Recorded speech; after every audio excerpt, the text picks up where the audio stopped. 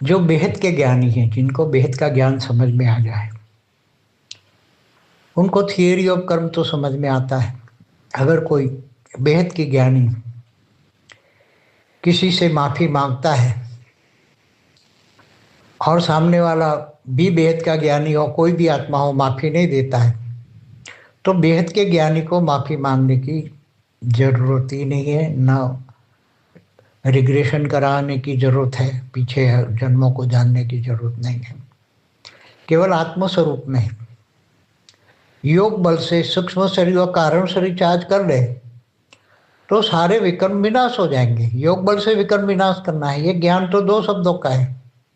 न किसी से माफी मांगनी है, न पश्चाताप करना है। पता लग जाए कि हमें किसी ऐसी आत्मा है और जो माफी नहीं देती, और ज्ञानी तो आत्मा अपने आप को कहती है, तो ज्ञानी आत्मा नहीं है, ऊपर ऊपर का ज्ञान है उसके अंदर, पूरा थियरी ऑफ कर्म का ज्ञान नहीं है। इसलिए बेहद की ज्ञानी आत्माओं को न पश्चाताप करना है, पश्चाताप ही भक्ति मार्ग है, न किसी से माफी मांगनी है। कोई माफी न दे, हमें मांगनी नहीं है, बेहद के ज्ञानियों को माफी मांगनी नहीं है। योग बल से सूक्ष्म शरीर और कारण शरीर चार्ज करके विकर्म विनाश करने, बात खत्म हो गई। यहाँ तो बेहद के ज्ञानियों के लिए सीधा साधा रास्ता है, न किसी से मिलना है, न जुड़ना है, एकांतवासी बन के, आत्मस्वरूप बन के, बेहद के परमपिता से पावर लेकर सूक्ष्म शरीर जैसे चार्ज हुआ, पूरा बदल गया, तो किसी की याद भी नहीं आएगी, भूल जाओगे। तुम्हें सबको भूलना है।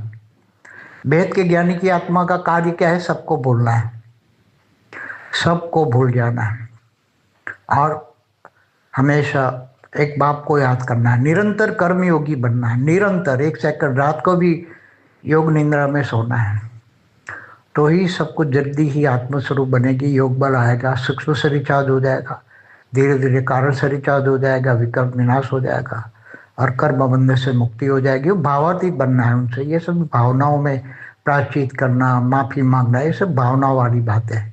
यहाँ तो ज्ञानियों को सबसे पहले भावातीत बनना है। भावातीत बनोगे तो त्रिगुणातीत, सतो रजो तमो, तीनों गुणों से परे हो जाओगे, तब तुम्हारी स्टेज कर्मातीत की ओर जाएगी। और जब कर्मातीत बन जाओगे तब तुम्हारे अंदर इतनी पावर आएगी, तब आत्मस्वरूप होगा और परमात्मा से पावर मिलेगी। सूक्ष्म शरीर, कारण शरीर, महाकारण शरीर, परम महाकारण सब चार्ज हो जाएगा। और यहाँ ही व्यक्त में ही अव्यक्त स्वरूप में एकदम निराकारी बीज रूप अवस्था, निराकार को बीज रूप अवस्था कहते हैं।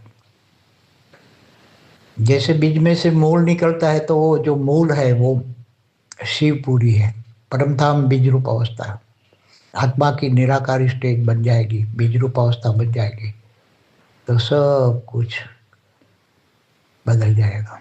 यही बैठ के परम सुख, परमानंद, परम शांति का अनुभव करेगी। ओरा इतना बढ़ेगा, फिर धीरे धीरे वो इसके ओरे से कोई भी आत्मा उसको, चाहे नेगेटिव है तो भी उसको पावर मिलेगा और वो बदल जाएगी।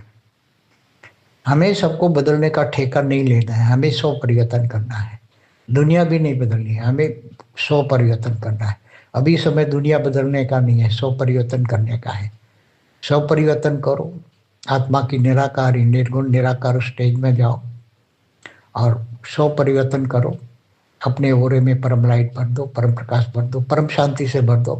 परम शांति का ओरा चारों ओर फैलेगा, तो स्व परिवर्तन से ही सब कुछ हो जाएगा। इसलिए ज्ञानी तो आत्माओं को भावातीत बनना है, भावनाओं में नहीं आना है।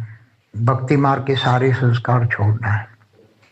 भक्ति मार्ग में जो भी संस्कार बताया गया है वो छोड़ना है। योग बल से कर्म विनाश करना है। यही ज्ञान का राज है। जो ज्ञान, जो माफिया नहीं देते और ये जो अक्कड़ रहते हैं, अहंकारी रहते, वो ज्ञानी नहीं होते। अंत में वो फाँ हो जाएगी, उसको ज्ञान का याद भी नहीं रहेगा, वो उसको माया पकड़ लेगी।